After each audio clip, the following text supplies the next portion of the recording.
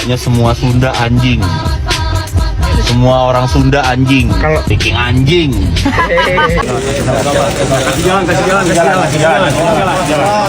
Kasih jalan. Pemirsa, sebuah siaran langsung di media sosial yang semula dianggap sepele, kini berujung pada perkara hukum serius lintas provinsi.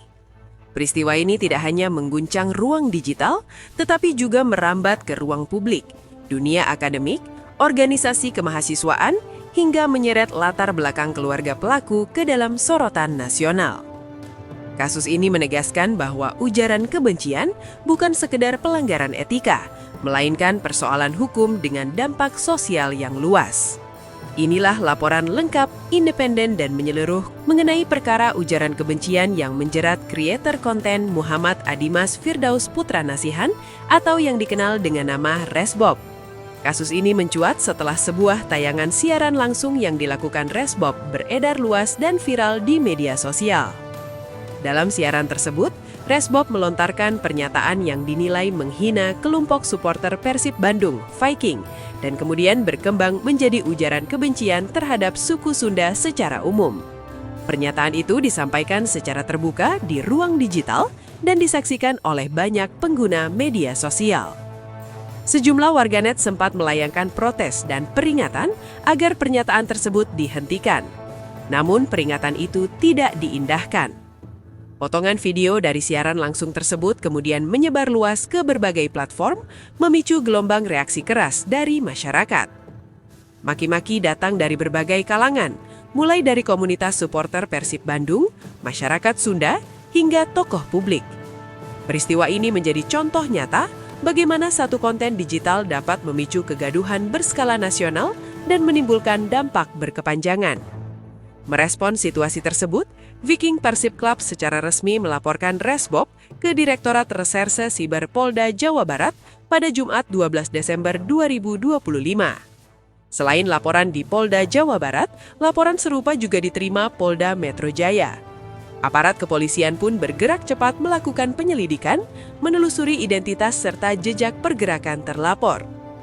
Dari hasil penyelidikan awal, Resbob tercatat sebagai warga Jakarta Timur.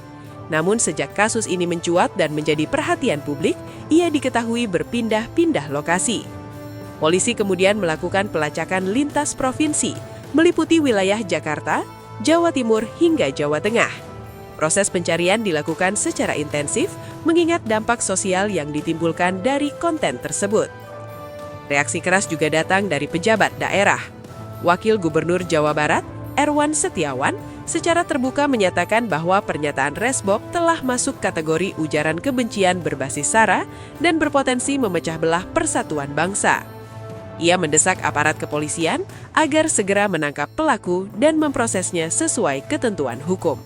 Dalam perkembangan penyidikan, penyidik menetapkan Resbob sebagai tersangka.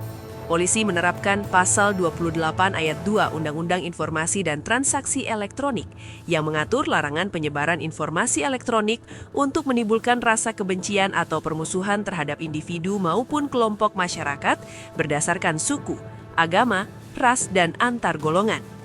Pasal ini membawa ancaman pidana maksimal 6 tahun penjara. Perburuan terhadap Resbob dilakukan secara berkelanjutan. Polisi mendatangi kediaman orang tuanya di Jakarta, melakukan pencarian di Surabaya dan Solo, hingga akhirnya melacak keberadaannya di Semarang, Jawa Tengah. Dalam pergerakannya, Resbob diketahui berpindah-pindah kota dan diduga berupaya menghindari kejaran aparat penegak hukum. Upaya pelarian tersebut berakhir di sebuah pendopo di kawasan pedesaan Semarang. Saat diamankan, Resbob tidak sendirian.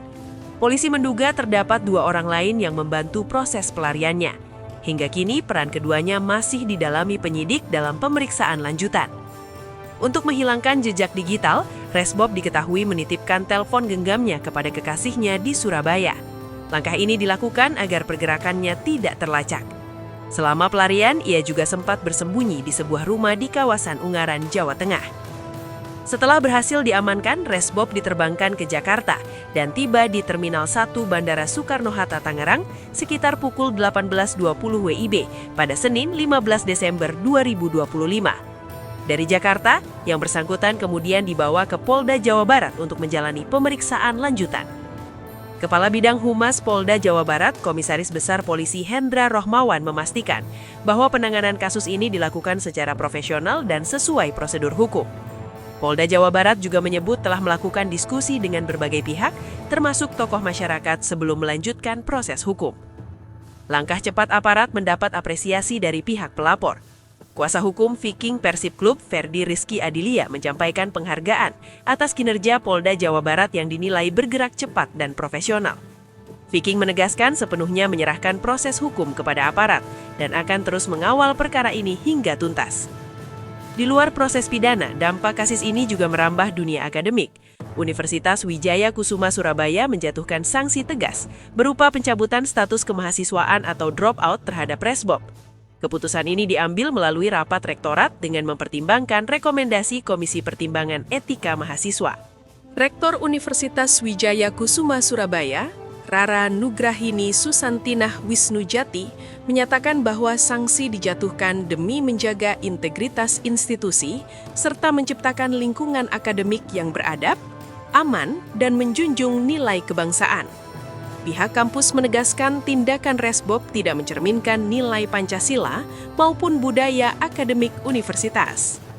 Selain sanksi akademik, Resbob juga menerima konsekuensi organisasi. Ia dipecat secara tidak hormat dari Gerakan Mahasiswa Nasional Indonesia. Pemecatan ini tertuang dalam surat resmi Dewan Pengurus Komisariat GMNI Universitas Wijaya Kusuma Surabaya dan telah ditembuskan kepada struktur organisasi GMNI di tingkat pusat, daerah, dan cabang. Ketua DPC GMNI Surabaya membenarkan bahwa Resbob merupakan kader aktif yang telah mengikuti proses pengkaderan.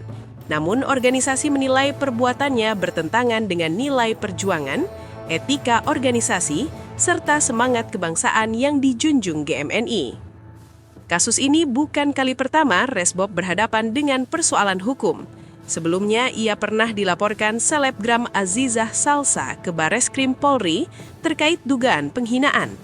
Laporan tersebut berkaitan dengan tudingan perselingkuhan yang menyeret nama Azizah saat masih berstatus sebagai istri pesepak bola nasional Pratama Arhan. Dalam perkara tersebut, akun media sosial Resbob serta akun YouTube milik adiknya, Bigmo, turut dilaporkan. Polisi sempat memfasilitasi mediasi dan Resbob bersama Bigmo telah menyampaikan permintaan maaf. Namun hingga kini pihak pelapor belum sepenuhnya bersedia berdamai dan perkara telah ditingkatkan ke tahap penyidikan. Sorotan publik juga mengarah pada latar belakang keluarga Resbob. Ayahnya, Muhammad Nashihan, diketahui pernah terjerat kasus korupsi di Kota Batam. Kasus tersebut berkaitan dengan dugaan penyalahgunaan dana asuransi kesehatan dan dana pensiun pegawai negeri sipil atau jaminan hari tua di lingkungan pemerintah Kota Batam. Akibat perbuatan tersebut, negara mengalami kerugian sekitar 55 miliar rupiah. Muhammad Nashihan divonis pidana penjara selama 10 tahun setengah, dijatuhi denda 600 juta rupiah, serta diwajibkan membayar uang pengganti sebesar 54,9 miliar rupiah. Sementara itu, sosok Ibu Resbob turut menjadi perhatian publik. Dalam sebuah tayangan podcast, ia menyampaikan permintaan maaf secara terbuka dengan penuh emosi. Putri mengaku merasa bersalah dan menilai dirinya lalai dalam mendampingi anak-anaknya masa tumbuh kembang. Putri mengungkap ia meninggalkan anak-anaknya demi mengejar karir. Bigmo diketahui tinggal bersama rekan ibunya di Amerika Serikat hingga lulus SMA. Sementara Resbob dititipkan dan menempuh pendidikan di Indonesia. Kondisi ini menurut Putri menjadi beban batin tersendiri ketika anak-anaknya kini harus berhadapan dengan proses hukum. Di tengah badai persoalan hukum yang menimpa keluarganya, Putri berharap permintaan maafnya dapat diterima oleh pihak-pihak yang dirugikan. Ia menegaskan peristiwa ini menjadi pelajaran besar tentang pentingnya peran orang tua, tanggung jawab moral, serta konsekuensi dari setiap tindakan. Pemirsa, rangkaian peristiwa ini kembali menegaskan bahwa ruang digital bukanlah ruang tanpa hukum. Kebebasan berekspresi harus berjalan seiring dengan tanggung jawab, etika, dan penghormatan terhadap keberagaman. Ujaran kebencian bukan hanya melukai perasaan, tetapi juga berpotensi merusak persatuan bangsa. Kami akan terus mengikuti perkembangan penanganan kasus ini dan berbagai isu strategis lainnya. Jadilah masyarakat yang kritis, beretika, dan bijak dalam bermedia sosial, karena dari cara kita berbicara di ruang publik, masa depan kebersamaan bangsa ini dipertaruhkan.